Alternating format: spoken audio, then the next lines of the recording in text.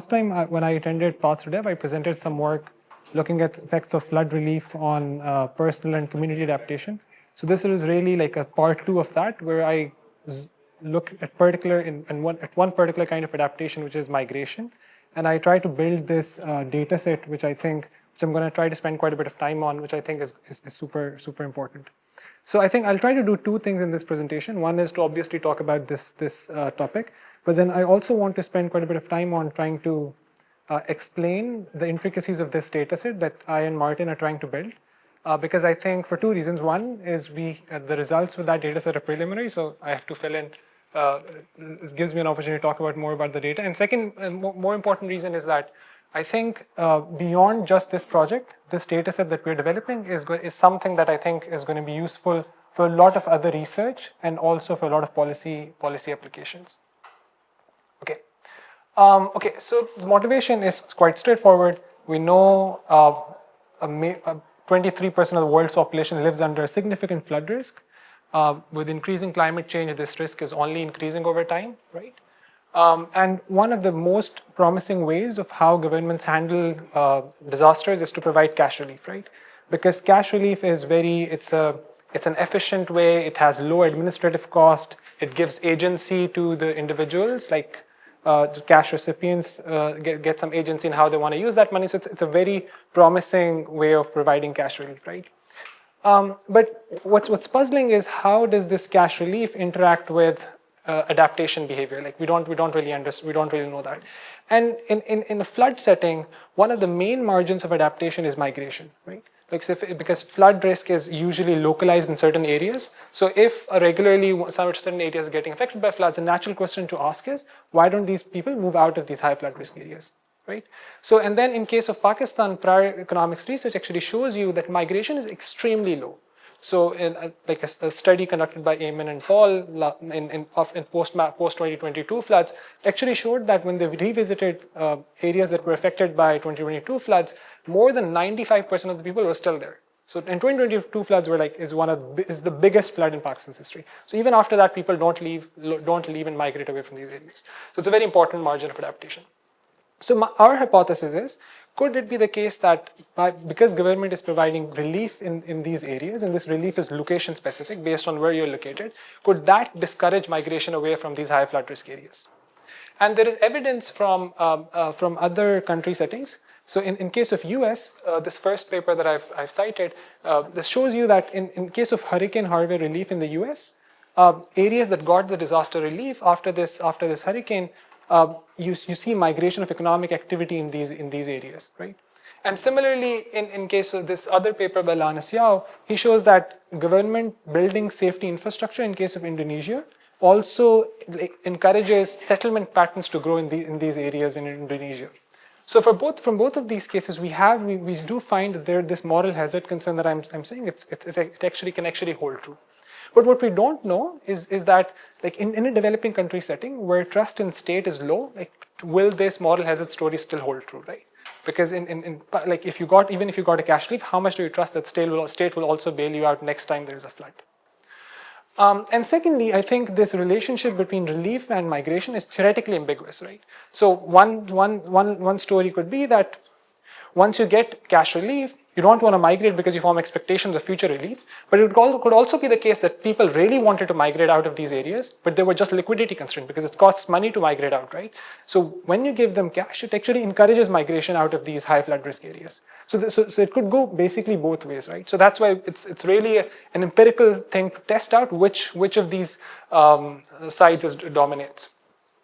Okay, so my context is 2010 floods. So I don't think I need to talk too much about this. We know it's the second biggest flood in Pakistan. The biggest one is 2022 flood. This is the second biggest flood. Pakistan caused a lot of damage.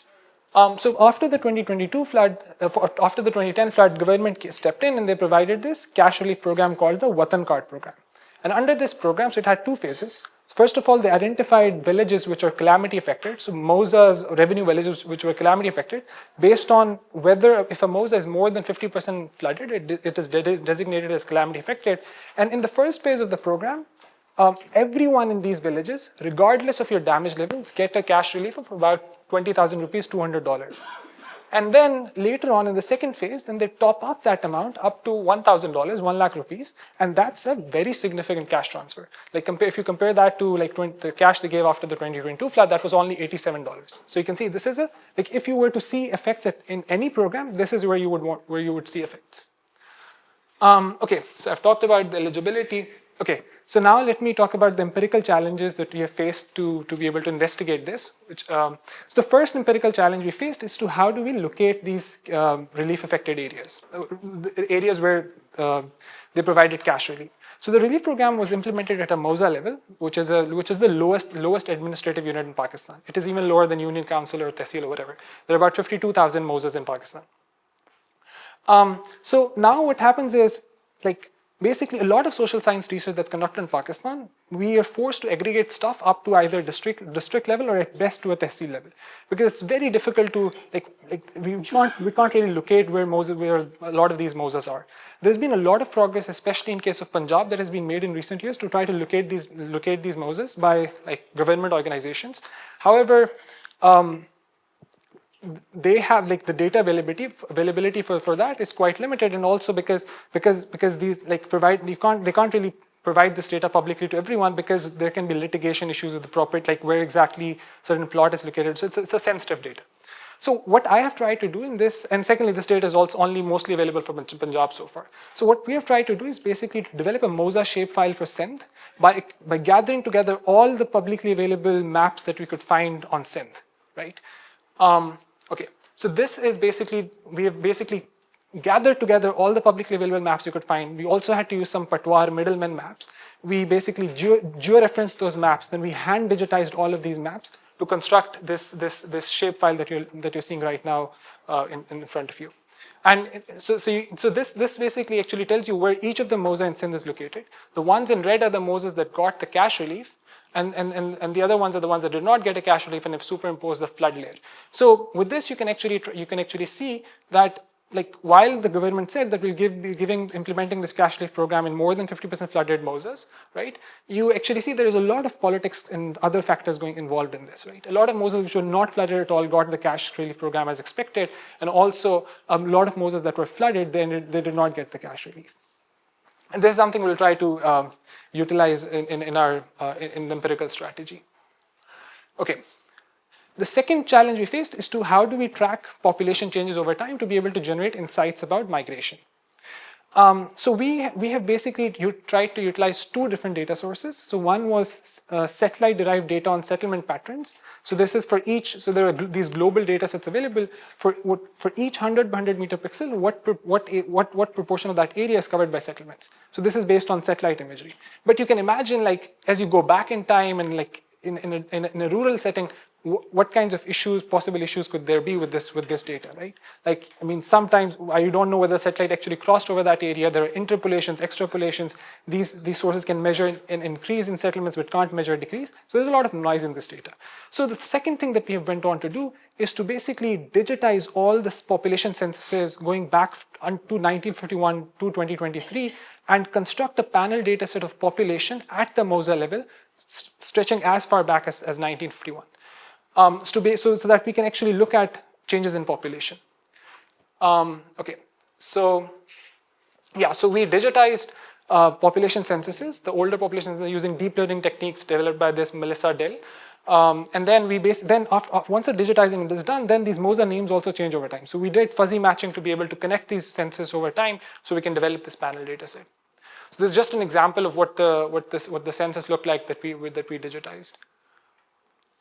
Okay, so now I think, so this is, I'm just trying to show you some graphics of how, so this is some area in Badin, I think, Badin district of Sindh. So this is like going back to 1951 census. So you can see, like, as I scroll, so which, like, this is a heat map of population. So you can see which areas have kind of grown more in population over time, urbanized more, versus which Mozas have kind of lagged behind in terms of population growth. Similarly, we have also, from the census, we've also brought in literacy data. So using that data, you can also see the changes in literacy, like which Mozas have been able to increase education over time and which Mozas have kind of lagged behind in that. So this changing patterns kind of show you that.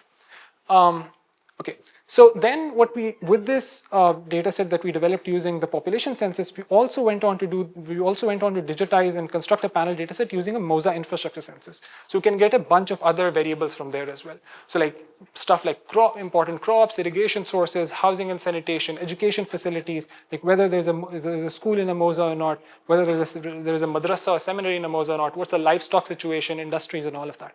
So we basically constructed a panel data set using these MOSA infrastructure census from 1991 until 2020. So this is a separate census altogether. And we use the same techniques to construct this data set over there as well. So now using that data, so this is just an example of what you can kind of see with that data. So this is looking at like whether a MOSA has electricity or not. So you see like as over time, this actually shows, you can actually see that how electricity expansion has gone in Sindh over time. Now, the purpose of highlighting these things is basically that what we have here is like with this panel data set, like important questions like historical, political, economy questions, whether an intervention by Ziaul Haq, right, how that affected development outcomes over time, whether the placement of shrines, how that affected development outcomes over time. Like that kind of research which earlier on you had to do at a much bigger scale of a district or tehsil where you lose power, and Sindh, an area where which is definitely not studied that well. Now with this data set, you can look at those questions at a much granular scale and with a lot of clarity. And secondly, like from a policy perspective, I think this is quite good because from a policy, if you want to target your policies in areas which have not been able to grow over time, which have not been able to educate themselves over time, you can use this data to be able to see, okay, these MOSAs have been able to increase their literacy super fast over time, but these MOSAs have lagged behind. So let's target our interventions in these areas. I think this kind of thing is also super relevant for policy. Okay. So now let me step back from the data part and see how we have tried to use this data for our empirical work. So now we basically developed this panel data set of population, and we have a bunch of other variables from both the population census and others. What we try to do is we use a simple difference in difference framework to interact flood and cash, and to be able to see the effects of flood and cash on changes in population over time. The identifying assumption here is that conditional on flooding, MOSAs that got the cash relief and those that did not get the cash relief would have experienced similar population growth. So this is like this typical parallel trends assumption. Okay, so these are just some trend plots that we get from that data. I mean, for settlement data, the trends kind of look parallel. For the census data, the trends are not parallel.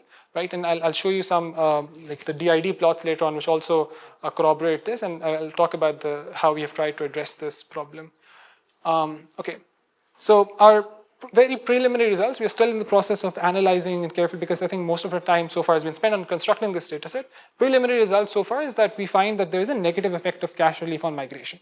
So cash actually encourages people to move out. So that moral hazard thing does not actually hold in this context. So we see a negative effect of about 3% on settlements and 9% on population.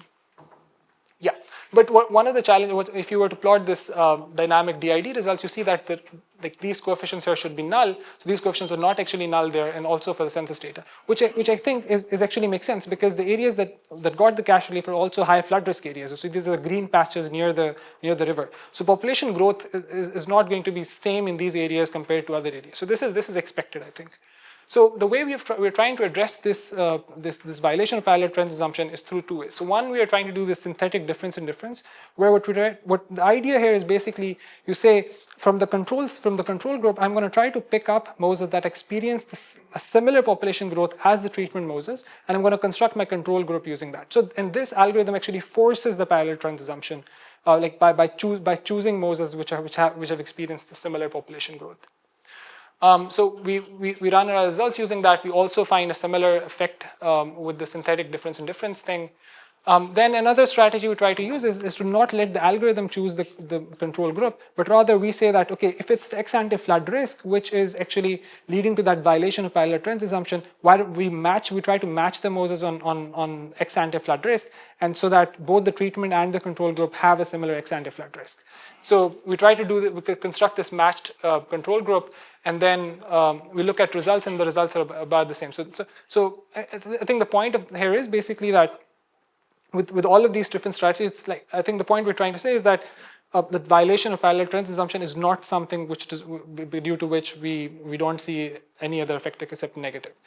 In conclusion, I think what we are trying to show in this paper is that providing cash relief in these high flood risk areas does not cause a moral hazard concern, which we found in earlier papers by Ilana Siao and these papers based in the US. But in case of developing countries like Pakistan or others, in case of developing countries like Pakistan and others, cash is actually something that triggers migration out of these high flood risk areas. So it serves as more of more liquidity for households to move out. And this is in line with some other work which is not focused on disaster relief, but it finds that people, like once you give cash to people, the people migrate in developing country settings, right? So for migration in developing country settings, liquidity is quite important. So I think overall this is kind of I think a preliminary result is a positive news for policy that cash relief can be used and should be used in developing country settings to provide relief, and it does not cause moral hazard. Yeah, I think that's all from me. Actually, I believe what's going to happen is कि commentary में अभी थोड़ी सी आपको पेश करा देता हूँ, उसके बाद फिर मैं तकरीर करता हूँ, ठीक, उसके बाद इजलाल आपको मेरे ऊपर कमेंट्री करनी है, ठीक है, and we take questions for both the speakers at the end of it. क्या ख्याल है? जैसे ठीक है, up to you. अच्छा, तो for those of you who came later, मैंने पहले कहा था कि मैं इंग्लिस्तान में पढ़ाता हूँ तो अंग्रेजी मुझे आती है, तो मैंने कहा अब अपने लोग हैं तो ज़रा अपनी बात हो जाए ताकि सबकी समझ में बात आ जाए. If I had worked hard at anything in my life, I don't know where I would have been, because this is an absolutely amazing data set that you pulled together, an amazing exercise in pulling together the data, presenting it, and doing multi-layered kinds of analysis. So that's absolutely great. Congratulations on that. दूसरी बात ये है कि आपका जो mathematics है, हिसाब में हम हमेशा फेल होते रहे हैं, सारी उम्र डांटें ही पड़ी हैं, सोटियाँ ही खाई हैं, लिहाजा तो बस अखबार पढ़ते हैं, उसके ऊपर मैं कोई कमेंट्री नहीं करूँगा क्योंकि मुझे आता नहीं है, वो सच्ची बात है. I think that there are few things. एक अक्सर कहा जाता है कि you comment on a paper for what it is, not for what it is not. And my ability to comment on your paper for what it is rather limited, for the simple reason that I cannot pick up the hood और उसके नीचे देखूं कि जी क्या वो आपने किया हुआ है. But I can tell you, I can ask you a few things to consider as you're thinking through about what the paper is not. जब आप flood hazard की बात करते हैं तो Indus Basin के अंदर, particularly lower Sindh के अंदर, flood hazard is an entirely human-made phenomenon. I hope you'd concede that. बारिश हुई, ठीक है जी, बारिश हुई, बारिश में पानी वहाँ पे inundation आई, वो बारिश का पानी जो है drain हो सकता था back to the river, लेकिन हकीकत ये है कि all along the Indus River there are levees, जो कि बनाई आपने इसलिए थी कि पानी जो है दरिया का पानी उस तरफ ना जाए, वो उल्टा हिसाब हो गया, दरिया में फ्लड था कोई नहीं, वहाँ पे बारिश हुई, वहाँ से जो पानी वापस दरिया ड्रेनेज के साथ जाना चाहता है वो आपने बंद कर दिया, ठीक है जी. मीनवाइल आपने कहा कि जी इंफ्रास्ट्रक्चर बनाना भी बड़ा ज़रूरी है, आपको पता है डेवलपमेंट तो इंफ्रास्ट्रक्चर के बगैर हो नहीं सकती, और ना ही अंग्रेजी इंप्रूव होती है बगैर गाड़ी के, ट्रेन के, वो सारी बर्म के ऊपर बनती है. All of those berms become basically obstructions to the drainage of the flood, ठीक है जी. When one is talking about human habitation of flood zones, we as Pakistanis or people who live in the Indus Basin would not exist कि अगर floods ना होते. आपकी ये जितनी soil है, जितनी soil fertility है, जितना alluvium है, it is basically a gift of the flood season. So floods, until about 150 years ago, there used to be elaborate rituals और दुआएं पढ़ी जाती थी कि जी flood आए, क्योंकि flood आएगा तो आपको फौजी फर्टिलाइजर या एंग्रो केमिकल्स के पास नहीं जाना पड़ेगा, आपकी इतनी ज्यादा सॉइल फर्टिलिटी रिस्टोर हो जाएगी अगले 6 साल तक आपको जरूरत ही नहीं है आर्टिफिशियल फर्टिलाइजर लेने की. आपको ये भी पता है कि पाकिस्तान में रूरल इंडेप्टनेस की सबसे बड़ी वजह जो है केमिकल फर्टिलाइजर्स, पेस्टिसाइड्स, इंसेक्टिसाइड जो कि आपकी कॉर्पोरेशंस बेचती हैं, ठीक है जी. अब उसके अंदर जो आपने सवाल उठाया कि जनाब ये यहाँ से लोग मूव क्यों नहीं करते, वो क्यों मूव करें, 6000 साल से बैठे हैं, मूव करना तो सारे पाकिस्तान से ही निकल जाओ कि जी फ्लड हैजर्ड तो सारा ही है ना, आप इंडस बेसिन में रह रहे हैं ना, टेक्निकली तो हम सारे फ्लड प्लेन में बैठे हैं. ये भी अब आप कहें कि जी ये डीएचए जो है सारा चोरी का माल है, आपको भी पता है, वो भी लैंड के ऊपर बात हो रही थी, तो ये भी खाली कर दें कि जी ये भी बड़ी ज्यादती हुई है. तो वो मैं एक जो आपने सवाल उठाया, again it is unfair in the sense that I am commenting on what your paper is not. But I am trying to submit to you कि हम जैसे लोग जो पिछले 30 साल से टकरे मारे, मैं भी अबू बकर से बात कर रहा था कि हम अगर घास काटते ना पिछले 30 साल तो शायद ज़्यादा इम्पैक्ट होता पाकिस्तान की किस्मत पे, बनस्पत जो हमने पर्चे काले कर दिए, कोई सुनता हमारी कोई नहीं है. खैर उसकी एक वजह भी है because I am a geographer, and the reason I am a geographer is that it is the most liberating discipline in the world. You know why? Because no one cares about what we have to say. So we can say whatever we want. आप economist माशाल्लाह सियाने बयाने लोग होते हैं, आपको लोग पहचानते हैं, कोई फाइनेंस मिनिस्टर बनाता है, कोई अपना IMF में रखता है, कोई वर्ल्ड बैंक में लेके जाता है, कोई फेडरल रिजर्व में बैठे होते हैं, तो आपकी बात मानी जाती है, आपकी बात सुनी जाती है. हमारी बात सुनता कोई नहीं, लिहाजा हम करें जो मर्जी है, कोई फर्क नहीं पड़ता. लेकिन आप जो करते हैं उससे फर्क पड़ता है क्योंकि आपकी बात सुनी जाती है. तो ज़रूरत इस बात की है कि जो आप सवाल पूछ रहे हैं वो सियाक व सबक के हवाले से, एक तारीख के हवाले से, एक जियोमॉर्फोलॉजी हाइड्रोलॉजी के हवाले से, वो सवाल जो हमसे थोड़ी बहुत जो ये मेरी वालदा जो है ना हमेशा गलत वक्त पे फ़ोन करती है. This is exactly one of those times. तो वो बड़ा ज़रूरी है कि एक कॉन्वर्सेशन हो. कभी कभी वो कहते हैं ना कि माना जो तुमको गैर से रस्मोरा हो, हमें भी पूछते रहो तो क्या गुनाह हो. तो अर्ज ये है कि it is important that we understand what the context of the question is and what we are asking for it to happen. Fine, people did not move, why should they move? They have lived there for 6000 years and I hope they will continue to live, prosper and live there for the next 6000 years. But the question is whether they will be hurt by floods, whether they will lose livestock, whether they'll be subjected to communicable diseases, whether they'll suffer malnourishment.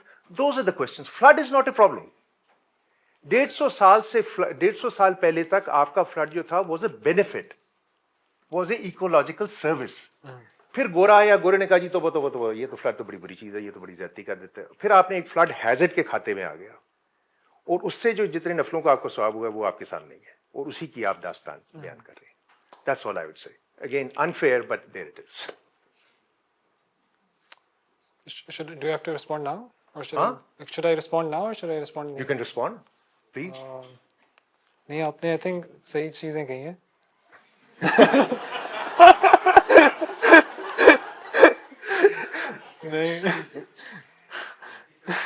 नहीं, I think जो migration की चीज़ है, I think the way I'm understanding it is more of like कि एक जो you're absolutely right कि जो especially जो riverine flood होता है वो initially उस साल में तो बुरा होता है, but it also brings nutrients with it. तो जो अगले 2-3 साल की जो crops होती हैं वो bumper crops आती हैं उसमें.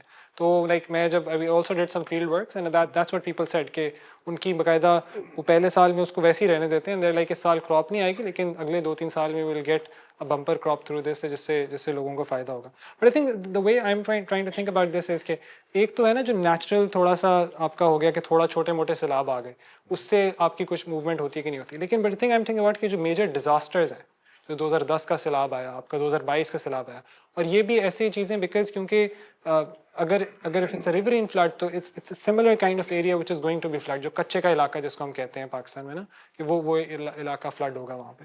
तो जो इस तरह के इलाके हैं वहाँ से, और आप देखेंगे, I mean, and the point I'm making is actually migration does take place. It's not, I mean, this paper is actually showing that there is migration. वो जो it's in contrast with other findings which say there is no migration. So I think, and that's the point, like which areas which are prone to big disaster events, right? Not just कि छोटी मोटी वहाँ पे किसी साल में आ गया और किसी साल में नहीं है, but big disaster events वहाँ से, and where living, अगर वहाँ पे रहना is like, I mean, you're exposing yourself to like destruction of your household and everything after every couple of years, then it makes sense to move out of that area. And in those areas, cash actually serves as a liquidity for households to make that decision. Yeah. Or yeah, I mean, I agree with all of that. Safety infrastructure and how they planned everything was ridiculous. It led to a lot of problems in like flooding and everything. So yeah, the infrastructure part is good. Brilliant. I'm sure the audience will have lots of questions. So I shall hand over the whip of rectitude to Ijlal. Okay. Keep me in line. Can I invite you to give your presentation? Why don't you do that? Okay. Are you inviting? Chalo ji.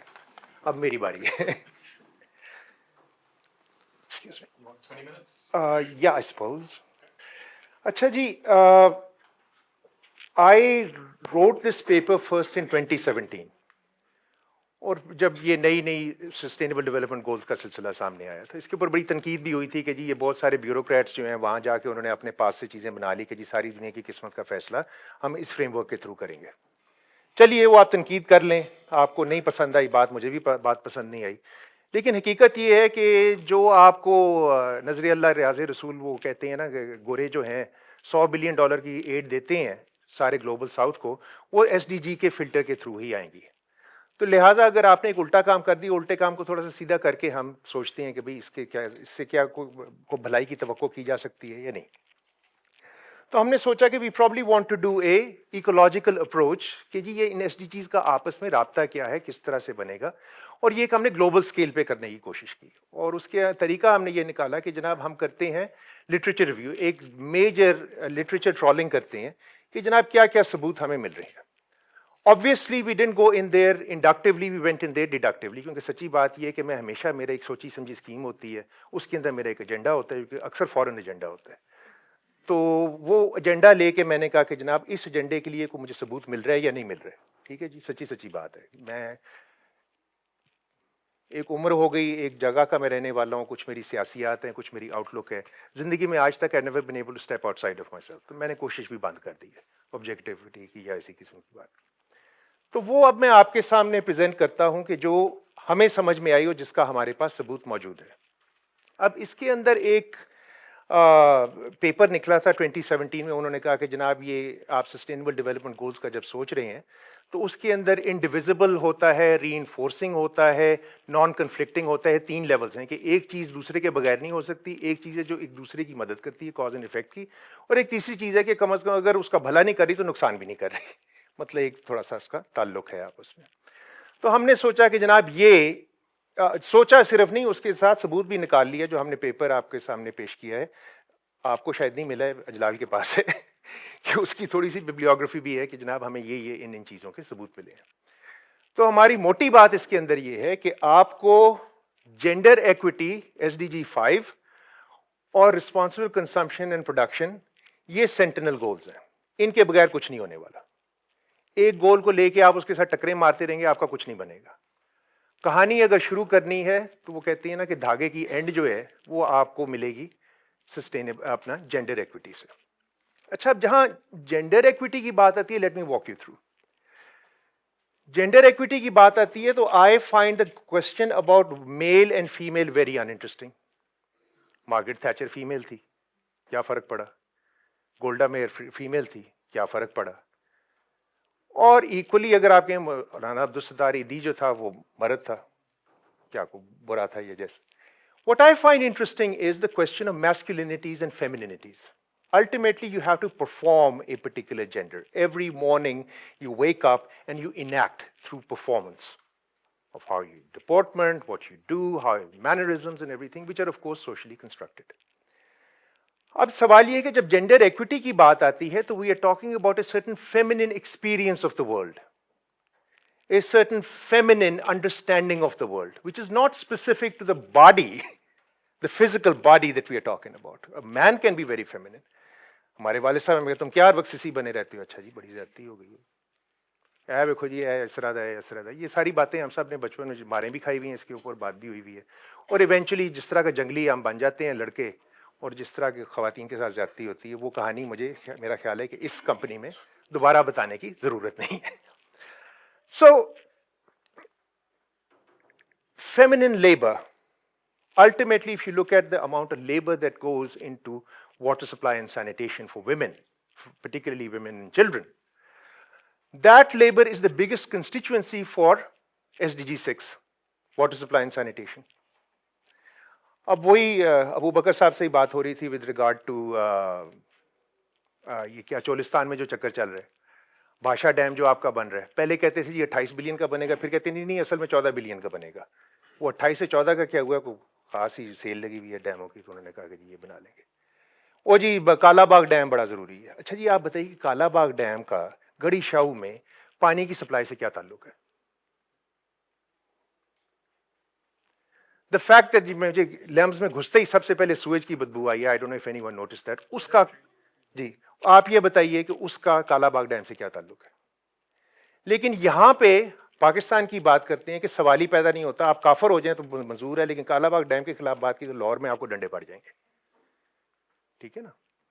بات یہ ہے کہ there's a certain masculine view of the world which privileges the story of large infrastructure, which privileges the story of engineering, and undervalues the question of health, water supply and sanitation.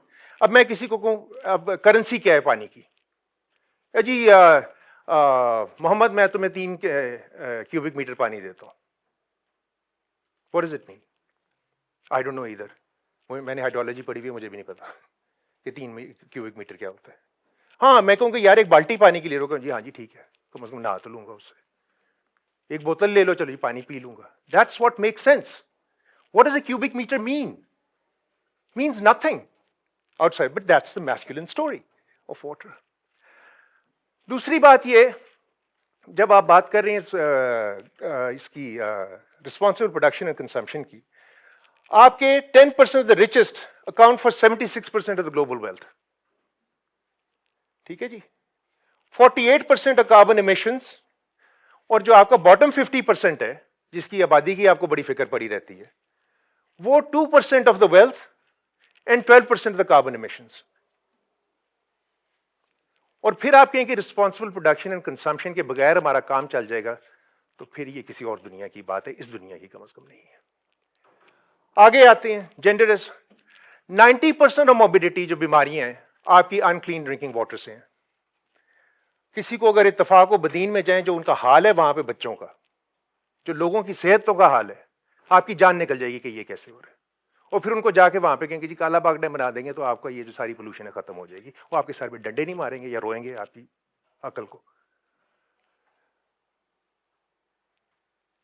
بچیاں جو ہیں اکثر بیماری کی وجہ سے school نہیں جا سکتی, especially when they start menstruating, there is no sanitation. غریب علاقوں میں they get drop out school. بچے بیمار ہوتے ہیں وہ نکل جاتے ہیں. پیرنٹس بیمار ہوتے ہیں, مزدوری نہیں کر سکتے, فیس نہیں دے سکتے, بچہ اسکول سے باہر. تو پھر بتائیے کہ good health and well being بغیر واٹر سپلائی اینڈ سینیٹیشن کے کیسے ہو سکتی ہے؟ اگر کسی کو کوئی طریقہ آتا ہے تو مجھے بتا دیں. بغیر واٹر سپلائی اینڈ سینیٹیشن. میں ایک دفعہ غلطی سے میں جی ٹی روڈ پہ چل پڑا لاہور آنے کے لیے, تو راستے میں نے اپنے ریڈیو کو لگا دیا اسکین کے اوپر کہ جو بھی ریڈیو اسٹیشن آتا ہے راستے میں وہ پکڑ لے. آپ یقین کیجئے اگر آپ کو کبھی یہ موقع ملے, 90% of the advertisements on local reduce on the G T road اور out side big cities are about کہ جی بواسیر کا علاج, شوگر کا علاج, بلڈ پریشر کا علاج, بیماریوں کا علاج, یہ حکیم صاحب, یہ ڈاکٹر صاحب. دیر از اے catastrophe, public health catastrophe unfolding in your country today. 90% of it accounted for by poor water supply and sanitation. It has to be a reinforcing thing. اچھا, بچیوں نے پانی لے کے آنا ہے, اسکول جائے گی تو پھر پانی کو کون لے کے آئے گا؟ مسئلہ پڑ گیا. تو گڈ ہیلتھ اینڈ ایجوکیشن, جب آپ ایجوکیشن کی بات کرتے ہیں تو اگر صحت نہیں ہے, ماں باپ کی صحت نہیں ہے, بچوں کی صحت نہیں ہے, بچیوں کی صحت نہیں ہے, تو گڈ ہیلتھ اور کہاں سے آئے, ایجوکیشن کدھر سے آئے گی؟ اسکول بنانے سے تو نہیں بن جاتی نا ایجوکیشن, بلڈنگ بنانے سے تو نہیں ہو سکتی. They has to be aware with all for people to do that. اچھا, اب آپ بات کرتے ہیں کوالٹی ایجوکیشن سے آگے decent work and economic growth. اگر ایجوکیشن کے بغیر کر سکتے ہیں تو بسم اللہ کر کے کریں, سیدھی سی بات ہے. اب پاورٹی کی بات آتی ہے, اچھا جی اگر روزگار ہی کوئی نہیں, لائیولیہڈ ہی کوئی نہیں, صحت بھی نہیں ہے, تو پھر پاورٹی ایلیویشن کیسے ہوگی؟ اب مشکل یہ ہے کہ غریب لوگوں کو ڈی ایچ اے کے پلاٹ بھی نہیں ملتے. یا تو یہ ہے کہ جی چھڈو پڑھائی شڑائی یہ وہ سارا کچھ, پلاٹ شلاٹ پکڑاؤ, ساروں کو فارغ کرو, پھر تو بات بنتی ہے. اب وہ بھی ایک المیہ ہے کہ وہ بھی نہیں ملتے, تو وہ طریقہ تو آؤٹ ہو گیا. ٹھیک ہے نا. اچھا, اب جب ہنگر کی بات آتی ہے, اب ظاہر ہے اگر آپ ویسے ڈائٹنگ پہ ہیں تو وہ خیر ہے, اٹس فائن, تھوڑا بہت پیریوڈک فاسٹنگ کر لینی چاہیے, جسم صاف ہو جاتا ہے. لیکن اس کے علاوہ جو بندہ انوالنٹری ہنگر کا شکار ہے, یا تو میرے جیسے گریجویٹ اسٹوڈنٹ ہے کہ پیسے نہیں ختم ہو گئے ہیں, الٹے کاموں پہ پیسے لگا دیے, لہذا کھانے کے پیسے ختم, یا غربت ہے. گریجویٹ اسٹوڈنٹ کو تو چھوڑیں, ہمارا تو یہی کام ہے. लेकिन कम से कम गरीबों को, गुर्बत को एड्रेस किए बगैर आप हंगर, क्रॉनिक हंगर को नहीं एड्रेस कर सकते. There is an indivisible relationship. और मैं दोबारा आपको याद दहानी कराऊंगा, क्या कोई किसी को पता होगा, मेरे से बेहतर पता होगा, 45% of women in Pakistan are mail nourished.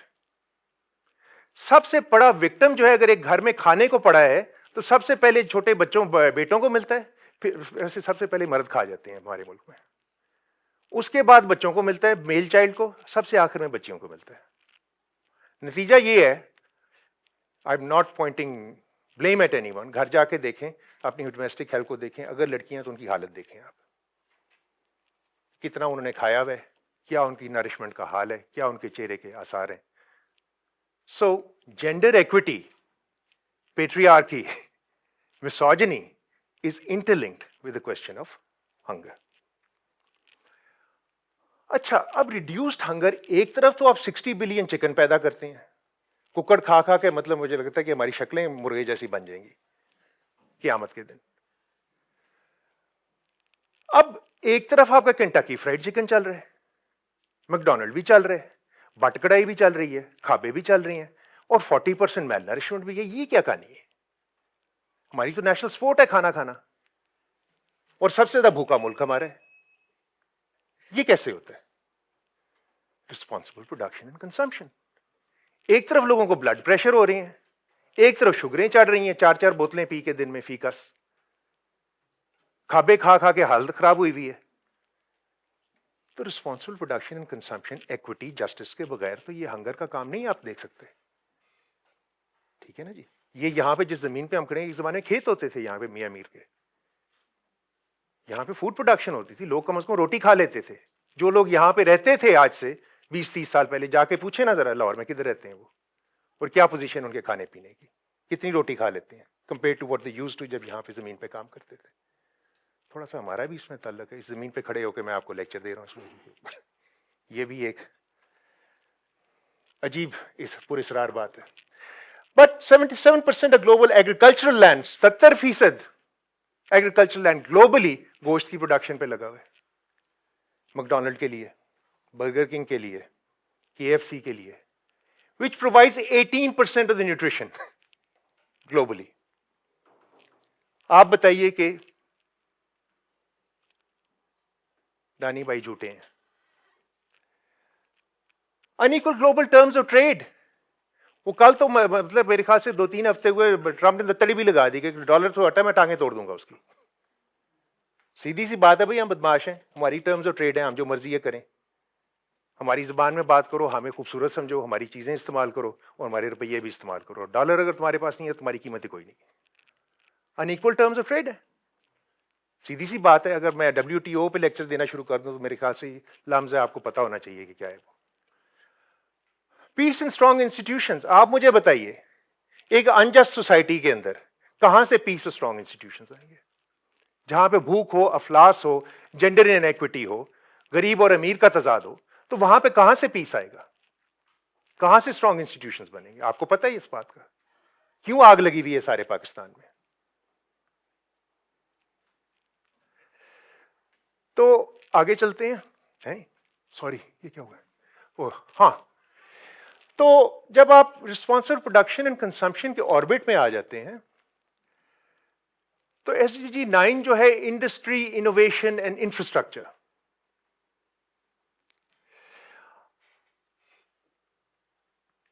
SDG 9 जो है ना, ये हमारा बड़ा फेवरेट है. ये वहां पे जरूर कोई कॉमर्स मिनिस्ट्री का बंदा गया हुआ होगा या कोई खलाई मखलूक होगी, उसने कहा होगा कि जी ए बड़ा लाजमी काम है, ए जरूर पाई हो इस ए साडा फेवरेट जे. इंडस्ट्री भी होए तो इंफ्रास्ट्रक्चर भी होए, गड्डियां भी होन. वो मुझे याद आता है कि एक ड्रामा आता था उच्चे बुर्ज लाहौर दे, उसके अंदर एक विलेज फूल होता है जमील फखरी, वो बाहर जाने की कोशिश कर रहा होता है, उसको फ्रॉड हो जाता है. तो उसकी माँ कहती है तू क्यों बाहर जाना है? वो कहता है माँ तेनू नहीं पता, बाहर बड़ी वधिया जगह ही, उत्थे गड्डियां ही गड्डियां, पपम पा, दौलतां ही दौलतां, छन छन छन छन. Right, that's the imaginary, that's the developmental imaginary. तो आई वुड सजेस्ट कि कम से come the innovation part is reminding you کہ inconsistent نہیں ہے, inconsistent نہیں ہے. مال بنا لیں آپ لیکن تھوڑا سا انوویشن بھی کر لیں تو شاید کچھ کام بن جائے. ویسے یہ میرا لیسٹ فیوریٹ ہے جو کہ ارباب اختیار کو سب سے زیادہ پسند ہے. اب ایس ڈی جی 7 جو ہے لو انرجی, ٹھیک ہے جی. اب وہ ابھی بھائی بایو گیس کا ذکر کر رہے تھے, چیپ انرجی, ٹھیک ہے جی. اب چیپ انرجی یہ ہے کہ اگر آپ کا مڈ ہاؤس ہو تو اس کے اندر آپ ٹھنڈے رہیں گے گرمیوں میں, اور گرمیوں میں سردیوں میں گرم رہیں گے. تو وہ لیکن پھر وہ ماڈ اسکاٹ بات تو نہ ہوئی, وہ ڈیولپمنٹ تو نہ ہوئی نا. جب آپ کے پرانے لاہور میں آپ جاتے ہیں آپ کو ایئر کنڈیشننگ کی ضرورت ہی نہیں ہے وہاں پہ. لو انرجی کنسٹرکشن آپ کو پتا ہے کیسے کرتے ہیں. The worst possible construction you could come up with is in D H A. باہر نکل کے دیکھ لیں آپ, ٹھیک ہے جی.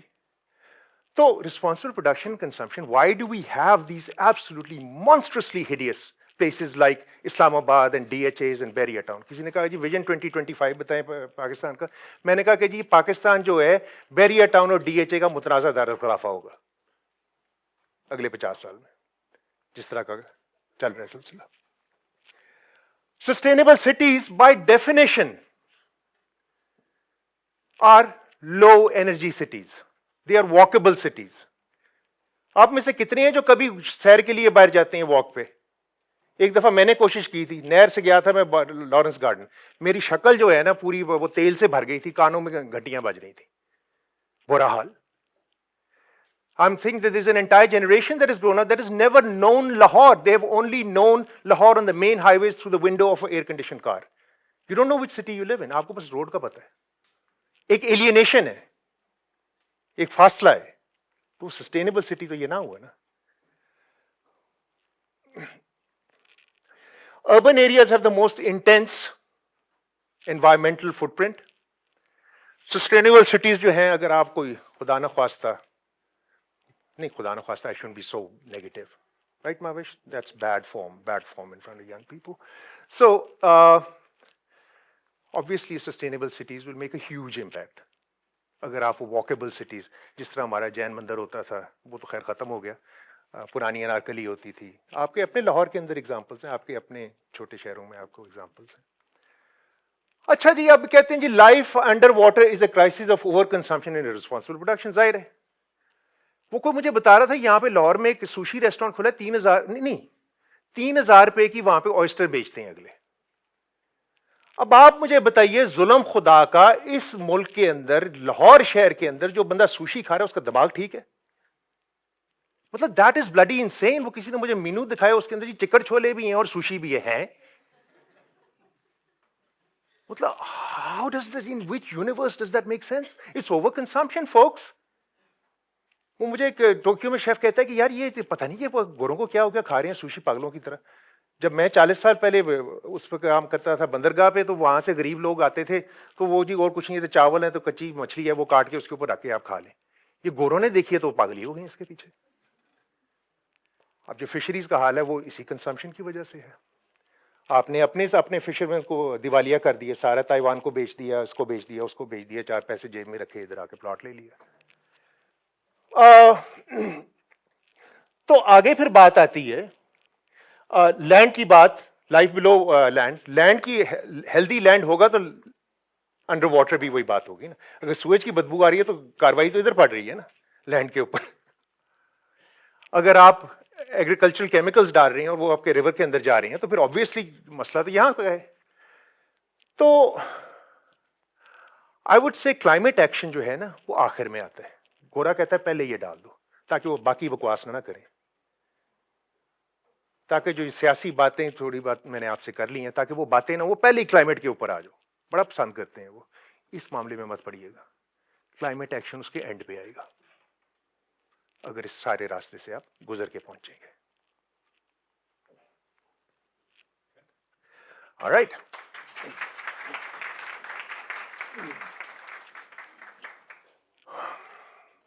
So I am the one who has to follow that tour de force and comment on the paper of Ecologies of Sustainable Development Goals.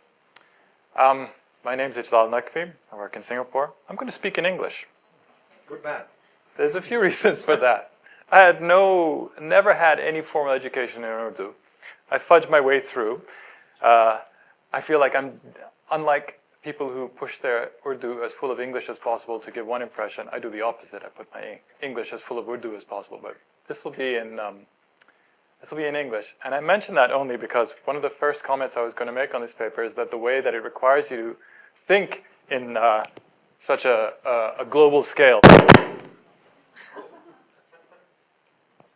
I think there was an objection to me sitting down. I don't know what I did, but I'll stand up that.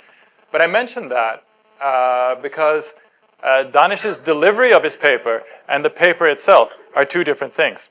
He made the connection in his delivery, and I hope you all appreciated that, because you won't get that if you read the paper, but he made it real and personal for you in how he brought it home. And I particularly enjoyed that, because that changes the nature of the comments. But the few things I want to pull out, I just already mentioned them. This is a literature-based study, and it operates at this tremendously high level of abstraction, which is worth going to for the messages that it's brought home. But as we think and understand, and I think as you want to bring this message home, as Danish exemplified for us, you've got to think of it in a more personal scale. What does this mean for the land that we stand on and the people who used to live here and farm here and their livelihoods now, right? And our imaginaries of development within this context, should you have originated from here. And the centrality of these two sentinel SDGs, gender equality, responsible consumption and production. And there's an objective, which I think I want to highlight. The objective of the paper is to emphasize that in an environment where, in a midterm report, the SDGs are already not being achieved, these unfortunately is apparent. As development aid is not available in the degree to which it's required, how does one make effective use of what money is available to purposefully target areas where constructive leverage can be found to gain positive effects in an ongoing sense? This is the diagram which Danish walked you through, and I'm glad he did that in such detail so that I don't have to tend to do it. The thing I think I'll highlight is that in the paper, although Danish doesn't describe the process of coming to the centrality of these two SDGs, my mind started to think about, I work mainly on electricity, so I was thinking, well, what if this was electricity focused? What if this was food, energy, and water? Would we come to a different nexus? Would we find a different operationalization? And what Danish has offered is that at the global scale, these are the two most powerful. Perhaps at a local level, we can find useful purchase from taking other access points, but at the global level, these are the two that are worth most paying attention to. The other SDG that I pay the most attention to is SDG 17, on partnerships, on collaborative governance. And I mentioned that, let me first demonstrate here that 17 is the one that you didn't mention, but it's the connection between all of these. It's the gray path that shows to a greater or lesser extent how one relates to the other. And I think that this underplays the importance of SDG 17 to some extent. Here's a quote I pulled from a different UN report, in that the problem is not of clarity. It's like, we know in almost any given situation, we know how to do things better than we do them now, right? But why don't we do them that way? And this is in the paper, Danish and co-authors make the point that these critiques of the SDGs are sort of well documented by now, that it doesn't attend well to power, that it doesn't do certain other things in the process.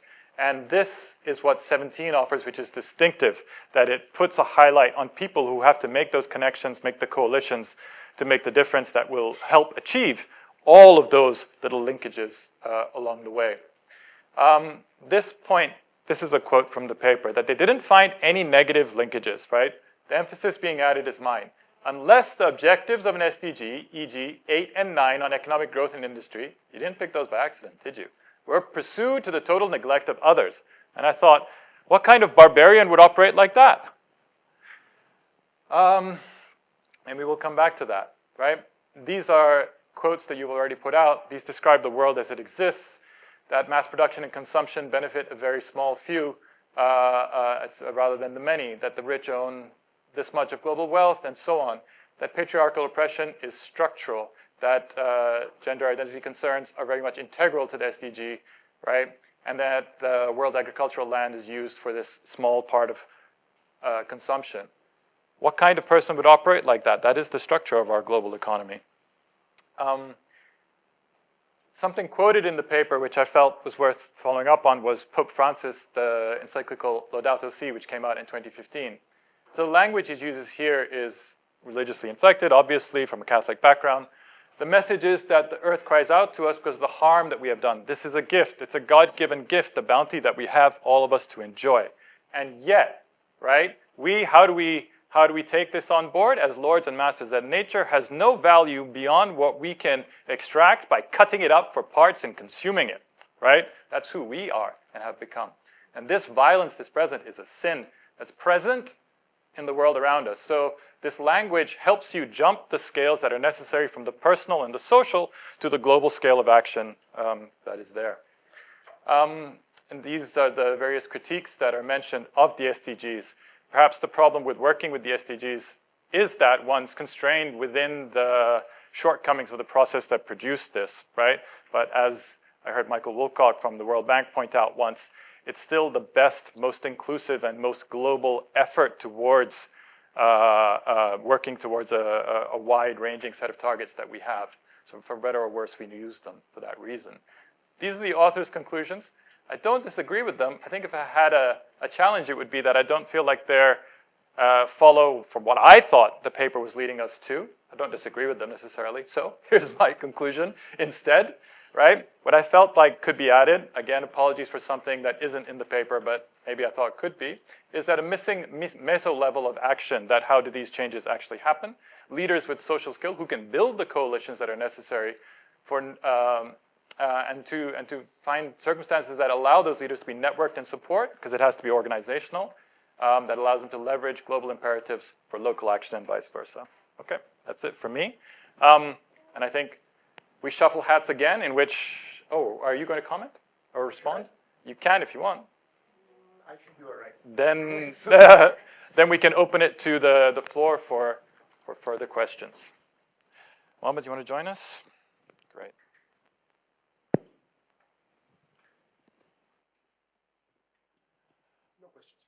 No questions? Well, we all have a minute. Okay, can we take 1, 2, and 3? The mic is coming around. Let's just start there. Tanvi. Hi, my name is Mohammed Arbab Nazir. On kar le. Hi, my name is Mohammed Arbab Nazir. I am from Punjab University, Lahore. And my question is from sir that you asked about the agricultural production, that sustainable production of meat in your presentation. So I can't pick that point کہ اس کا کیا مطلب ہے, مطلب sustainable production کے دنیا جو ہے اس کے اوپر 77% ایگریکلچر میٹ کی پروڈکشن کر رہی ہے, تو پاکستان کے اندر یہ کیوں نہیں ہو پا رہا, مطلب اس کو پرابلم کو. Okay. یہ ایک آپ کے ساتھ جو بھائی بیٹھے ہیں.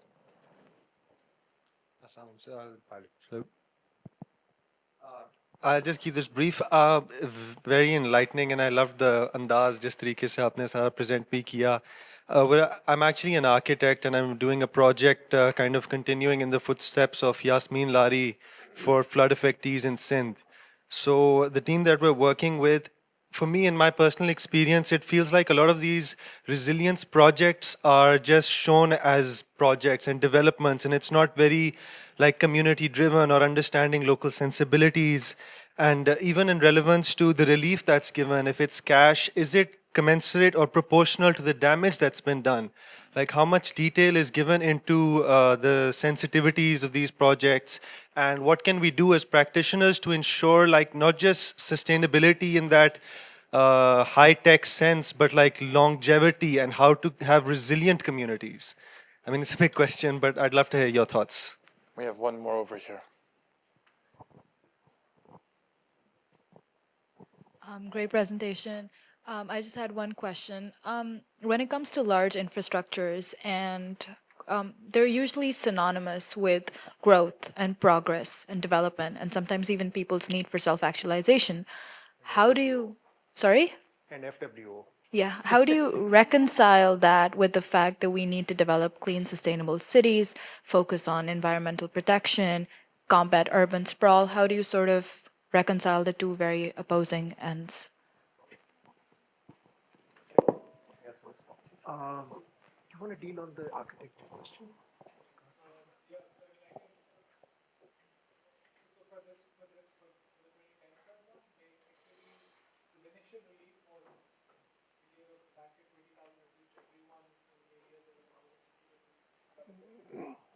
For the second one, they actually, yeah. So for the second one, they actually went in and did a household damage survey to identify which households are damaged, and then they gave relief like of up to 1 lakh rupees to damaged households. One of the main challenges के जिसकी वजह से इस तरह से होता है वो ये होता है कि जब सैलाब आता है तो बिकॉज क्योंकि वो सारा एरिया तो वहाँ पे पानी होता है, तो जो भी आपकी अगर जो सर्वे करना चाह रहे हो आप कि कहाँ पे कौन से हाउस होल्ड असल में डैमेज्ड हैं, it's very difficult to do that survey. So that's why वो क्या करते हैं कि they do this geographic targeting इसको कहते हैं, कि वो बेसिकली सैटेलाइट इमेजरी के थ्रू देखते हैं कि अगर ये एरिया 50% ज़्यादा फ्लडेड है तो हम हर सब लोगों को अब जो मतलब कि बैंक ट्रांजैक्शन के ज़रिए से दे और मे बी बिस्प के ज़रिए से they just give everyone the money. So that's why like I mean, it should be commensurate with the damage level, but like from a government perspective, it's usually very hard to assess damages, especially at a very early stage. लेकिन जो बाद में reconstruction के जब funds आते हैं, तो government does try to like to conduct a damage survey. 2010 में भी हुआ था, 2022 में दोबारा भी हुआ था, and then they give more money to households that are damaged. बाकी जो local community action, I mean, those are, I mean, like I think correct points, and I don't know what. There's something that should be done. I don't know how it would be done.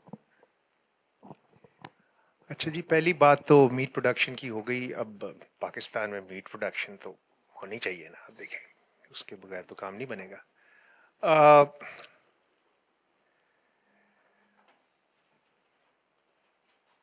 बात ये है कि there are few things we do better than the rest of the world, and meat production is one of them. It's a more humane way of doing it. जानवरों को हम पालते हैं, पास रखते हैं, they are open in range lands and everything else. अल्लाह ना करे कि कभी कोई लाइव स्टॉक या एग्रीकल्चर वाले को इस बात की भिनक लग जाए, क्योंकि वो फिर उल्टे काम ही बताएंगे जो कि गोरे कर रहे हैं, which is basically factory production of meat, which is absolutely unethical, unhealthy, unsustainable, catastrophic. ठीक है ना जी. अब मसला ये कि आपका एक बड़ा गरीब मुल्क है. कम से कम हमारे बचपन में तो ये होता था कि हफ्ते में एक दफ़ा आप अफोर्ड कर पाते थे as a middle class person के घर पे आपके गोश्त पके. अब थोड़ी सी प्रॉस्पेरिटी आई है तो लोग कहते हैं कि जी डेली खाना है और दिन में 4-4 दफ़ा खाना है, 2 दफ़ा खाना है, वो वाला सिलसिला एक बन गया. But that does not change the reality कि आपकी जो मेजॉरिटी ऑफ द पॉपुलेशन है वो इसको अफोर्ड नहीं कर पा रही. इसी वजह से शायद गरीबों की थोड़ी बाज़ औक़ात सेहत जो है बेहतर होती है अमीरों से इस मुल्क में. उनको गोश्त खा खा के उनको सारी बीमारियाँ पड़ जाती हैं. Why can't we do it already we are fine. लेकिन हमारी पूरी कोशिश है कि जो काम हम सही कर रहे हैं उसको उल्टा कर दें, क्योंकि गोरे जो उल्टा काम कर, जो गोरा काम करते हैं वो उल्टा तो नहीं हो सकता ना, आपको तो पता ही है हमारी सोच में या हमारे अरबाब इख्तियार की सोच में. तो हम उनके रास्ते पे चलने की कोशिश कर रहे हैं. इंशाल्लाह हम उसके अंदर नाकाम होंगे, मेरी दुआ है. और जब नाकाम होंगे तो जो हम सही काम कर रहे हैं उस सही रास्ते पे चलते रहेंगे. Your question was about infrastructure जी. अच्छा, अब देखिए बात हुई आगे ना फेमिनिनिटी और मैस्कुलिनिटी की. एक मैस्कुलिन विजन है कि जी गाड़ी हो, ये जनाब सड़क जा रही हो, ये अंडरपास इधर से जा रहा हो, ये फ्लाईओवर हो, सुर लगे कि जी, और साथ जनाब ऐसा नजर कोई टेक्नो म्यूजिक भी हो तो मजा आता है कि जी हम गाड़ी चला रहे हैं. देखिए ना आप, ये एक मैस्कुलिन सोच है. नवाज शरीफ साहब ने पॉपुलराइज की back in the early 90s 80s में. अंडरपास बने, लोग जनाब सजदे में पड़ गए कि जी क्या डेवलपमेंट हुई है, क्या बात है. उसके बाद जो हुआ वो आपके सामने ही है. DHA बन गया. अब हम कितने खुश होते हैं, सड़क पे जा रही हैं, ये जनाब लाइटें बल्ब बुझ रही हैं, इधर जनाब मार्केट है, इधर ये इधर हुआ. कर ले एक फेमिनिन. मैं एक इंडस एक्सपीडिशन पे था. मेरे ख्याल से 1200 किलोमीटर में एक बाथरूम नहीं था. Whole Pakistan was your bathroom. आप अगर इंफ्रास्ट्रक्चर की बात करते हैं, a toilet, a pit latrine for a primary girls school or a boys school in rural Pakistan और urban Pakistan में आप बाहर निकलें, जाएं जाके मुझे कोई स्कूल दिखाएं जहां पे latrine is working. It's not there. आप मुझे बताइए किन किन को यरकान हुआ है बचपन में? सारों को यरकान हुआ है. ठीक है, तो वो इंफ्रास्ट्रक्चर नहीं है. It's not glamorous, right? But अगर आप एक फेमिनिन सोच को लेके, फेमिनिन एक्सपीरियंस को सामने लेके हैं, उस हवाले से चलें, तो आपको समझ आएगी कि यार ये गाड़ियां, बत्तियां, motorway, underpass, overpass, flyover, this is nonsense. अब वो कह रहे हैं कि जी कचहरी चौक के ऊपर हम फ्लाईओवर बनाएंगे. अब कचहरी चौक इन पिंडी इज एन इकोसिस्टम. गरीब आदमी आता है, वहां पे उतरता है, साथ सुजुकी पकड़ता है, राजा बाजार की, कोई जनाब छोले बेच रहे, को कुछ कर रहे, को कुछ कर रहे. अब फ्लाईओवर बनाएंगे, वो जगह बर्बाद. गरीब आदमी वहां पे भी खड़ा नहीं हो सकता. تو دیکھیے سوچنے کی ضرورت یہ ہے who does it benefit. Development should benefit someone. اگر لیٹرین بنتی ہے ایک بچے کی صحت بہتر ہوتی ہے وہ اسکول جا سکتا ہے ایک صاف ستھرے ماحول میں رہ سکتا ہے, اس طرف کیوں نہیں ہماری توجہ؟ اور یہ جو ہماری مطلب ہے کہ کینیبلسٹک ایلیٹ ہے اس کی گاڑیوں کی ہمیں بڑی فکر رہتی ہے کہ وہ کہیں لیٹ نہ ہو جائیں, ان کو خدا نہ خواستہ کسی جگہ رکنا نہ پڑ جائے. فیروز پور روڈ پہ اگر آپ ایک غریب عورت ہیں, آپ نے سڑک کراس کر کے ایک سائڈ سے دوسری سائڈ پہ جانا ہے, آپ 1 کلومیٹر چلیں گی, 150 سیڑھیاں اوپر چڑھیں گی, کراس کریں گی, 150 سیڑھیاں نیچے آئیں گی, تو پھر آپ اپنے ہاسپٹل جا سکتی ہیں, اپنے کسی عزیز سے ملنے جا سکتی ہیں. ایک پریگننٹ عورت کیسے کرے گی؟ ایک ضعیف آدمی کیسے کرے گا؟ اچھرا کا جو علاقہ ہے ایک ایکو سسٹم تھا, ایک لوگوں کا آنا جانا ملنا ملانا تھا, آج آپ نے اس کے درمیان دیواریں چین کھڑی کر دی ہے. کس کو بینیفٹ ہو رہی ہے؟ آپ کے اور میرے جیسوں کو ہو رہی ہے نا کہ جی ہم ذرا گاڑی ذرا بھگاتے ہوئے وہاں سے جائیں گے, ہمیں کوئی روکے گا نہیں. تو لاکھوں لوگ جو وہاں پہ سڑک ہی نہیں کراس کر پا رہے, بیمار آدمی ہے, ضعیف آدمی ہے, پریگننٹ عورت ہے, وہ کراس نہیں کر پا رہی, اور اب وہ اس سے ہم باز نہیں آتے کہ اور بنائیں گے. یہ ڈیولپمنٹ ہے. آپ بتائیے کہ اس کے اوپر کتنی گالیاں اور کتنی لانتیں بھیجی جا سکتی ہیں اس ڈیولپمنٹ کے اوپر. More questions? Let's go with this side. 1, 2.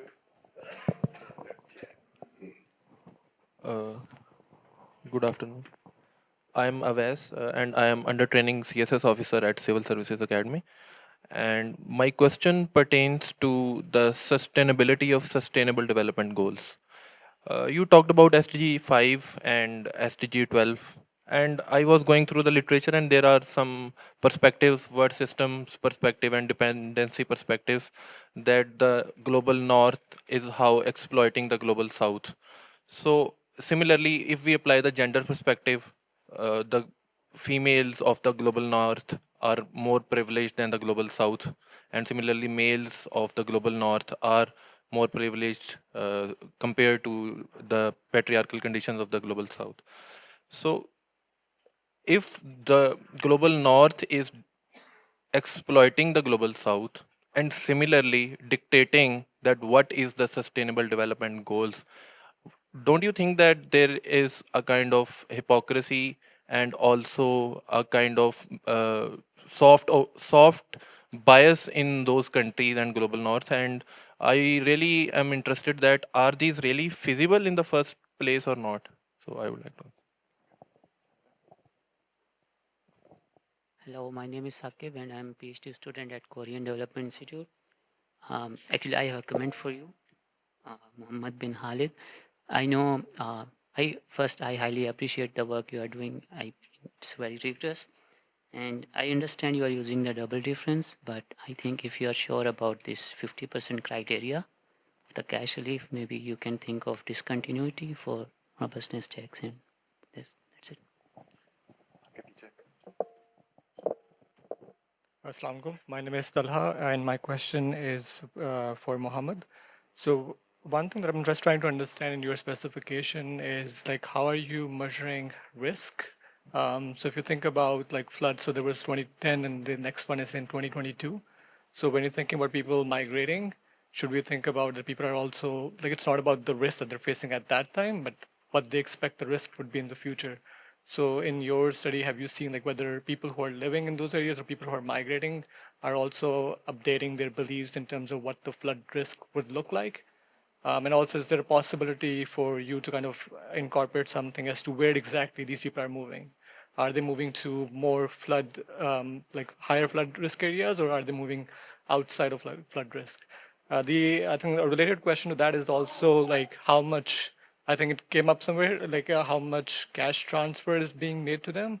Like, is that sufficient for them to be able to move to somewhere else?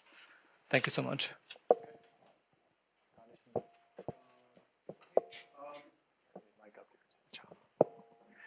اچھا جناب, گلوبل نارتھ, ابھی ہم گلوبل نارتھ میں بیٹھے ہیں نا, ڈی ایچ اے کیا ہے؟ گلوبل نارتھ بھی ہے, پیسہ بھی ہے ہمارے پاس, گاڑی بھی ہے ہمارے پاس, ایئر کنڈیشن بھی ہے ہمارے پاس, بڑا ٹی وی بھی ہے, انگریزی بھی بولتے ہیں ہم, باہر سیر بھی کر کے آتے ہیں. مطلب کیا کمی ہے؟ مطلب what is the difference between the so called global north out there and the global north here? Shopping mall بھی ہے, سب کچھ ہے. آپ ایک چیز بتائیے وچ از مسنگ ہیئر, جو کہ آپ کو گلوبل نارتھ میں نہیں ملے گی. رنگ بھی فرسٹ کلاس ہیں ساروں کے, سب ٹمٹما رہے ہیں یہاں پہ, اس کی فکر نہ کریں آپ. جو آپ کی ایک سول ملٹری اسٹیبلشمنٹ ہے, اس کا جو بیہیویئر ہے, جو ایٹیٹیوڈ ہے, جو ایکسپلوئٹیو سوچ ہے with regard to the people of our country, and don't make me go into the examples because you know them better than I do. ٹھیک ہے نا, کیا فرق ہے؟ اگر گورا کہتا ہے کہ جی تمہاری ایسی تیسی میں تمہیں سیدھا کر کے رکھوں گا, تو اس کے ہاتھ کون ہے؟ ہم ہی ہیں نا. We are it. We are the ones who engage in that epistemic violence. We buy into the story that he's sold us, hook, line and sinker, and then enforce that story upon the rest of the country. طاقت تو ہمارے پاس ہے, alliance تو ہماری ہے, باہر تو ہم پڑھ کے آئے ہیں, باہر میں پڑھا کے آیا ہوں. ٹھیک ہے نا. تو یہ کہنا کہ جی وہ گورے نے ہمارے ساتھ بڑی زیادتی کی ہے, تو کیسے کی ہے؟ غیب سے تو نہیں کی ہے نا, ہم اس کا انسٹرومنٹ ہیں, ہم بھی کرتے ہیں. کیا فرق ہے اس سوچ میں اور ہماری سوچ میں؟ وہی ایک ہی بات ہے. تو کبھی کبھی وہ اپنے آپ کو بھی دیکھ لینا چاہیے. تو اب وہ کہ جی اس کا یہ is it possible? Of course it's possible. If there is in a democratic society it has to be possible. You have to listen to the people, but we don't live in a democratic society. We don't want to live in a democratic, certainly we don't. اب میں نے کسی سے سفارش کرائی ہے کہ یار کل نادرا میں میرا یہ کام کرا دیں, وہ میرا کرا دے گا. میرا دماغ خراب ہے کہ میں اس کو کہوں کہ میں جا کے لائن میں کھڑا ہوں گا؟ میری تو پریولیج ہے, میں کیوں چھوڑوں گا؟ ٹھیک ہے نا. آپ انشاءاللہ جب سول سروس سے جا کے افسر بنیں گے, آپ تو فوراً جا کے اسلام آباد ایئرپورٹ کے نیچے جا کے گاڑی کھڑی کریں گے, دروازہ کھول کے آئیں گے, لاؤ جی میرا بندہ آ رہا ہے, بال کے جاؤں گا. مین وائل 80 سال کی عورت جو ہے اپنی ریڑھ تک سامان اوپر لے کے جائے گی کہ جی کہیں افسر صاحب کی گاڑی کی میں پارکنگ نہ لے لوں. آپ رو رہے ہیں گلوبل نارتھ کو, کمال ہے. ہم کبھی بھی نہیں چھوڑیں گے, جو مرضی اسی کریے, جو ساری مرضی جو مرضی کریے. یہی بات ہے نا.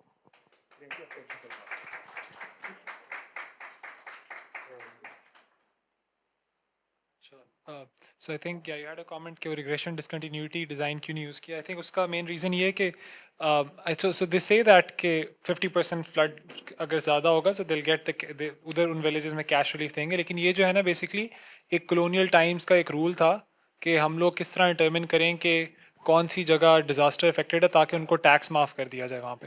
سو یہ مطلب کہ پرانا برٹش نے رول لکھا تھا کہ 50% سے زیادہ اگر وہ جگہ آبادی ادھر کی افیکٹڈ ہوگی نا تو ہم اس کو وہاں پہ اس کو کلیمٹی نوٹیفائی کر دیں گے اینڈ دین پھر ٹیکس معاف ہو جائے گا ان کا.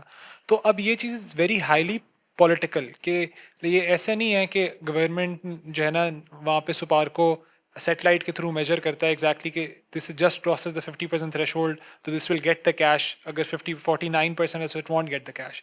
یہ بیسکلی پٹواری جو ہوتے ہیں نا آپ کے, وہ لوگ جا کے, اور جو پولیس ہوتی ہے وہ لوگ آپ کے ڈسٹرکٹ لیول پر جو ڈیزاسٹر مینجمنٹ گروپ ہے ان کو انفارم کرتے ہیں کہ جو ہے نا یہ والا دیہات یہ 50% سے زیادہ فلڈ ہے, یہ والا دیہات 25% فلڈ ہے اینڈ سو آن. تو یہ اس لیول پہ جو ہے نا یہ چیز ڈٹرمن ہوتی ہے. اور اسی وجہ سے دیٹس وائی وہ جو میں نے گراف بھی شو کیا تھا اس میں آپ کو دیکھیں گے کہ بہت ساری جگہیں جو وہاں پہ سیلاب آیا ہی نہیں ہے, کہ جو ہے نا وہاں پہ وہ مطلب کہ انڈس سے کافی دور جگہیں ہیں وہ, تو ادھر بھی وہ بھی نوٹیفائی ہوئے ہیں کلیمٹی افیکٹڈ. وہ پھر اس میں سیاسی پولیٹیکل ریزنز ہوتی ہیں اس کی. اور اس کا باقاعدہ there is also paper that's actually based in India جہاں پہ انہوں نے یہ شو کیا ہے کہ آپ کا جو لاسٹ الیکشن سائیکل ہوتا ہے نا وہاں پہ اگر کلوز کمپٹیشن ہو نا وہاں پہ, یعنی کہ ایک تو ہے نا کہ جہاں پہ سویپنگ میجورٹی ایک کی ہو, لیکن جہاں پہ کلوز کمپٹیشن جن کنسٹیٹوئنسیز میں تھا نا وہ areas are more likely to be designated as climate affected, کیونکہ وہاں پہ کلیمٹی افیکٹڈ نوٹیفائی ہوں گے تو وہاں پہ بھی وہی نظام ہے کہ ان کو ریلیف ملے گا اینڈ سو آن. سو وہ ایکچولی شوز کہ political competition is a very important factor in determining. So one of the reasons کہ جو پورا میں نے پینل ڈیٹا سیٹ اور ہم نے موزا انفراسٹرکچر سینسس اس کو لنک اپ کیا is to be able to see what are the differences in features of characteristics of areas that get notified as calamity affected versus areas that do not get notified as calamity affected, so we can actually understand کہ کیا factors ہیں جس کی وجہ سے وہ identify ہوتے ہیں. اور فلڈ رسک پروفائل کا جو آپ کا کوشچن تھا, آئی تھنک دو چیزیں اس میں. ایک تو چیز یہ ہے کہ جو 2010 کا فلڈ تھا وہ ریورین فلڈ تھا, it was not a rainfall flood. تو جو ریورین فلڈ ہوتا ہے اس کے وہی کچے کا علاقہ ہوتا ہے, اس سے زیادہ علاقہ ہوتا ہے which is going to be flooded over and over again. تو اس میں جو رسک وہ ہے نا کہ مطلب کہ اگر وہ ایک بندہ وہاں پہ رہ رہا ہے تو اور وہاں پہ مطلب 5 سال پہلے فلڈ آیا ہے تو اس کو پتہ ہے کہ یہ والی جو جگہ ہے یہ it's a high flood risk area. It's not وہ رین فال ڈریون فلڈ نہیں ہے کہ وہ کہیں پہ بھی آ جائے. صحیح ہے. تو اس میں سے اور اس کا جو ہے نا تو اینڈ دین ریسرچ میں there is research which shows کہ جہاں پہ اگر ایک اس طرح کا riverine flood آئے, so people have a higher expectation of flooding in the future, and we are also collecting some data. 2010 میں تو ہم یہ census data یوز کر رہے ہیں, تو اس کا تو ہمیں نہیں ہے, لیکن 2022 کا ہمارا ایک پروجیکٹ ہے کہ جس میں ہم لوگ ورلڈ بینک کے لیے امپیکٹ ایویلیوشن کر رہے ہیں, تو اس میں وی ہیو کہ ہم نے جو ہے نا expectations of future flood events کا ہے, so we can actually look into that کہ وہ کہ how do they change, and it's like I think well documented that will change. اور کہاں پہ وہ مائگریٹ کر رہے ہیں, I think that's a very valid question and I really appreciate that. اس میں مسئلہ یہ ہے کہ میں جو ابھی سیٹنگ یوز کر رہا ہوں ڈفرینس فریم ورک میں, اس میں it's not like I don't know کہ میں ایگزیکٹلی اس کو کس طرح سے انکارپوریٹ کر سکتا ہوں کہ کہاں مائگریٹ کریں. جو دوسری پیپرز یوز کرتے ہیں وہ اکنامک ماڈل جنریٹ کرتے ہیں, اینڈ دین دے وہ اس میں ایک اوریجن اور destination markets, and then they look at کہ اگر کہاں سے پاپولیشن ڈکریز ہو رہی ہے, کہاں پہ جا رہی ہے. So that's something into the future that I will try to do to be able to capture کہ وہ کہاں پہ مائگریشن, اگر اس سے پاپولیشن کم ہو رہی ہے تو کن ایریا سے بڑھ رہی ہے, کن ایریاز میں بڑھ رہی ہے. That's something I want to try to do.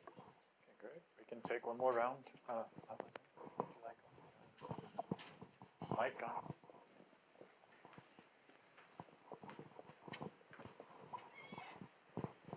السلام علیکم جی, thank you for a very informative session. میرا دیکھیں کلائمیٹ مائگریشن جو ہے وہ صرف یہ نہیں ہے کہ فلڈ ہو گیا ہے یا کوئی ڈیزاسٹر ہو گیا ہے. اٹ از آلسو کہ ایک علاقے میں ایگریکلچر نہیں ہو سکتا, لوگ اپنا کھانا نہیں اگا سکتے because of drought, because of extreme weather, extreme heat, because of water scarcity. So personally like ہم نے یہ میں نے دیکھا تھا, ہم سمرز میں وی وینٹ بیک پیکنگ ان کاغان, اور وہاں پہ جو رن آف دا ریور مائکرو ہائیڈلس تھے وہ 2022 کے فلڈز میں ختم ہو چکے تھے. اب ان لوگوں کے پاس نہ بجلی ہے, نہ ایکسیس ٹو ہیلتھ کیئر ہے, تو یہ سب لوگ آہستہ آہستہ اربن سینٹرز کی طرف مائگریٹ کرتے ہیں. And as per ActionAid by 2030 1.2 million people would have migrated to urban centers in Pakistan. And Karachi specifically, by 2050, they expect 2.5 million people, Pakistanis, would have migrated to Karachi.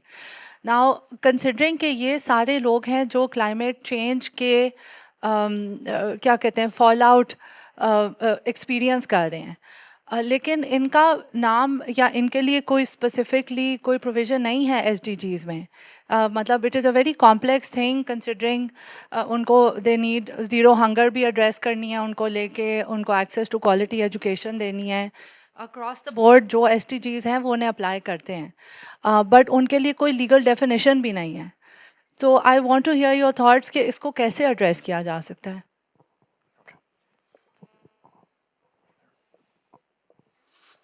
G sir, thank you so much. I am public policy scholar Arslan Chaudhry is here. My question to you کہ ہم S D جی کی بات تو کرتے ہیں, but where we are stand right now, ہماری reality کیا ہے؟ ہمارے پاس انوائرمنٹ سائنسز کے we don't have any staff. پچھلے دنوں ہم نے ابھی اپنے جو تھے چیئر پرسن ان کو ہائر کیا ہے, تو اٹ مینس دیٹ کہ these are the things in this decorate room. اچھی لگتی ہیں چیزیں, but what is in reality we don't know. اور دوسری بات سر کہ ہر چیز میں ہمیں ایک آپٹیمسٹک اپروچ نظر آتی ہے. اگر ہم دیکھیں کہ روڈ کراس کرنے سے ایکسیڈنٹ بھی ہو سکتے ہیں, روڈ کراس کرنے سے اس کی as a public policy maker ہمیں کیا کرنا چاہیے؟ ادھر ان کے لیے ہاسپٹلس بنا دینے چاہیے کہ وہ کراس کر کے نہ جائیں. تو میں بھی, بٹ اس کے لیے یہی ہے. But what we should to do that کہ ہمیں ریالٹی میں دیکھنا چاہیے کہ where we stand right now we are third world, not we are آپ کہہ لیں کہ ہم, اور نہ گوروں کو ہم کاپی کر سکتے ہیں بیکاز ہم میں بےایمانی ہے. Thank you so much sir. All right, last question over here. My name is Ahmed Ali Khatak and I belong to Islam Abad. پہلے تو میں دانش مصطفیٰ سے 100% ایگری کرتا ہوں جو ان کی تھاٹس ہیں ریلیٹڈ ٹو ڈیولپمنٹ, اور میرا بھی یہی کہنا ہے کہ جو آپ ڈیزائن کرتے ہیں انڈر پاس یا انٹرچینج, اب وہ بیڑا غرق اسلام آباد کا کر رہے ہیں, وہاں پہنچ گئے ہیں وہ تو وہ basically you have to look at it from pedestrian point of view کہ وہ پیڈسٹرین کا پوائنٹ آف ویو کیا ہے. ابھی آپ کا ڈپٹی کمشنر آ جاتا ہے, کمشنر آ جاتا ہے اور آپ کا CDA کا چیئرمین گاڑی میں آتا ہے, وہ کہتا ہے جی انٹرچینج بنانا ہے. لیکن I have been walking through those places and now I cannot walk on those interchanges because وہاں پہ کوئی فٹ پاتھ ہی نہیں ہے. Secondly, جو important چیز ہے related to this Mohammed bin Khalid paper, I have been part of that Watan Card program when I was working for a USAID funded project, and then also this 2022 floods I am working for BIS. So important is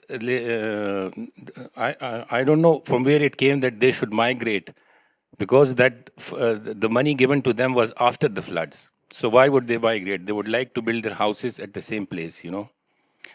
And at the same time, you mentioned moral hazard. So can you a bit explain more what do you mean by moral hazard in this paper?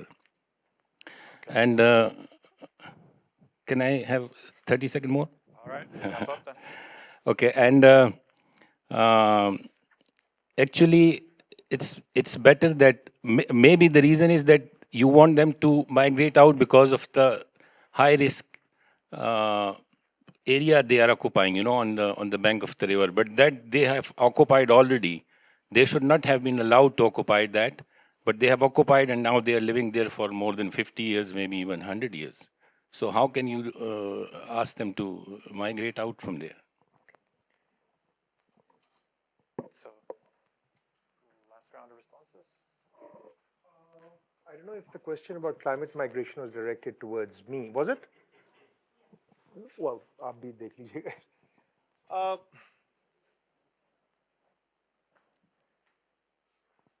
دیکھیے, Pakistan is the fastest urbanizing country in Asia and probably even in the world. Fastest urbanizing. یہ کیا وجہ ہے؟ ہمیں دنیا میں سب سے زیادہ شہر کیوں پسند ہے؟ If you reflect upon why that's the case, you will have your answer. Because we have systematically neglected rural development. We abhor rural areas. آپ وہ ہمارے دوست ہیں Majid Akhtar. He did a sort of an analysis of the television and representations of urban and rural in Pakistani media. Television, radio and what have you. And everywhere, rural, rustic is equated with degeneration, underdevelopment, disease, bad thing. Urban is always equated with development, modernity, good things. وہ music کی بدلی ہو جاتا ہے. ایک پہ رونا پٹنے کی سرنگی بج رہی ہوتی ہے, دوسرے پہ جناب وہ ڈھول بجنا شروع ہو جاتا ہے کہ کتنا زبردست بات ہے. تو وہ تو ایک وسرل آپ کو ایک میسج ہے, اور آپ نے اس کے نتیجے میں بیسکلی اپنے چھوٹے فارمر کا بیڑا غرق کر دیا. جو بچ گیا اس کے اوپر DHA بنا دیا یا بیریا ٹاؤن بنا دیا. تو وہ بیچارے کدھر جائیں پھر؟ ٹھیک ہے نا جی. آپ نے سسٹمیٹکلی ہر جگہ سے پانی کھینچ کے کہا جی ادھر کارپوریٹ فارمنگ کریں گے. کارپوریٹ فارمنگ کا کسی کو یہ نہیں پتا سیکرٹ کہ $1 ٹریلین کی سبسڈی لگاتے ہیں یہ گورے جو ان کی کارپوریٹ فارمنگ چلتی ہے. مجھے بتائیے کون سا آرچر ڈینیل مڈلینڈ ہے جو اپنے زورے بازو پہ پیسے کما رہے ہیں؟ سرکار سے سبسڈی لیتے ہیں تو کچھ بنتا ہے. سارے سوڈان میں وہ ٹکریں مار چکے ہیں, کچھ نہیں بنا ان کا, لیکن ہم اسی راستے پہ چل رہے ہیں. تو وہ تو بات آپ چھوڑیں نا کہ کیوں ہو رہا ہے اور کیسے ہو رہا ہے اور اس کے اوپر SDG میں کیا بات کریں. SDG میں باتیں ہوئی بھی ہیں بہت ساری. میرا ایک آرٹیکل پڑھ لیجیے گا اسی موضوع کے اوپر. بھائی نے بات کی تھی کہ جی ہم تیسری دنیا, یہاں پہ آپ کو تیسری دنیا نظر آ رہی ہے؟ DHA تیسری دنیا ہے؟ میرا کہنے کا مقصد یہ, لنڈن میں they make sure that it is a miserable experience to drive. They make the roads narrow, they make signals everywhere, so that if you even think about getting in your car, فوراً آپ توبہ استغفار پڑھیں اور بس پکڑیں, کیونکہ اتنے ذلیل ہوں گے آپ وہاں پہ اپنے خود گاڑی ڈرائیو کرنے کی کوشش کریں گے. آپ کہیں گے کہ یار میں پیدل چل لیتا ہوں, میں نے گاڑی نہیں ڈرائیو کرنی, میری خون آدھا ہو جائے گا.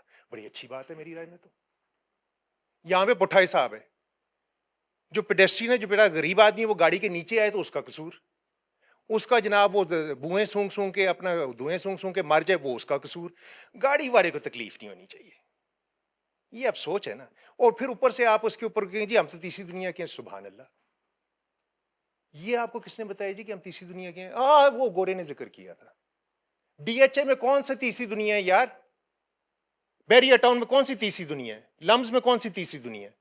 ہمارے جو اشرافیہ ہیں ان میں کون سی تیسری دنیا؟ کبھی سول سروس اکیڈمی کے اندر جائیں نا، مجھے بتائیں یہاں پہ تیسری دنیا نظر آ رہی ہے؟ ایچسن میں جائیں نا، میرا الما میٹر ہے، کوئی تیسری دنیا نہیں. وہ بیچارے جو وہ سائنس ہوتے ہیں ہمارے، جو بیچارے وہ صفائیاں کرتے ہیں، وہ بیچارے تیسری دنیا سے کبھی کبھی آ کے کچھ آپ کا کام شام کر کے نکل جاتے ہیں. چھوڑیں آپ اس بات کو. اگلا سوال آپ کے تھے.